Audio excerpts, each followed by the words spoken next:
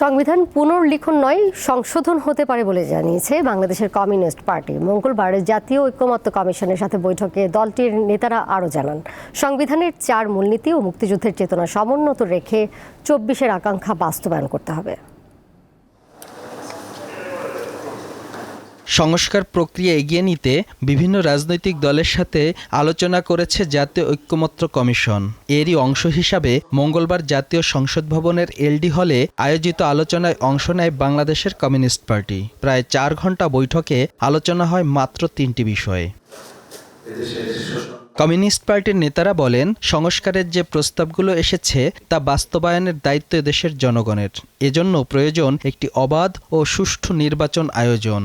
72-এর সংবিধান তার কতগুলো অসম্পূর্ণতা সেটা দূর করতে হবে। এইটাকে পুনর্লিখন বা অন্য কিছুর প্রয়োজন নেই। তার জন্য প্রধানত যে মূলনীতি, সংবিধানের 4টি মূলনীতি, সেইটা অব্যাহত রেখেই এই কাজগুলো আমাদের করে এগিয়ে যেতে হবে। তারা জানান, 24 দিয়ে 71কে ঢাকার চেষ্টা করা হচ্ছে, যা মোটেও কাম্য নয়। কমিউনিস্ট পার্টির নেতারা বলেন, সংবিধান পুনর্লিখন নয়, 4টি মূলনীতি ও মুক্তিযুদ্ধের চেতনা অটুট রেখে 24-এর আকাঙ্ক্ষা বাস্তবায়ন করতে হবে। আমরা মৌলিক সংস্কারের পক্ষে, রাষ্ট্রের স্ট্যাটাসকে মেনটেন করার জন্য, আবার এই রাষ্ট্রটাকে আবার 47-এ ফেরে নেওয়ার জন্য যে সংবিধানের সংস্কারের কথাগুলো আসতেছে, ওই জায়গায় সিপিবি আমরা এটার ঘোরতর বিরুদ্ধে।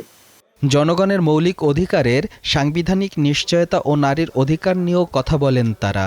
একটি গণতান্ত্রিক রাষ্ট্র, একটি জবাবদিহিতামূলক রাষ্ট্র, একটি রাষ্ট্র যা নাগরিকদের সমানভাবে মর্যাদা দিয়ে বিবেচনা করে, তাদের অধিকারকে সুরক্ষা করে, তার পথরেখা আমরা তৈরি করতে চেষ্টা করব। স্থানীয় সরকারকে শক্তিশালী করার জন্য জাতীয় ঐক্যমত্য কমিশনের প্রস্তাব সমর্থন করেন বাংলাদেশের কমিউনিস্ট পার্টির নেতারা। জাতীয় ঐক্যমত্য কমিশনের সোহাগ আহমেদ, দীপ্ত সংবাদ, ঢাকা।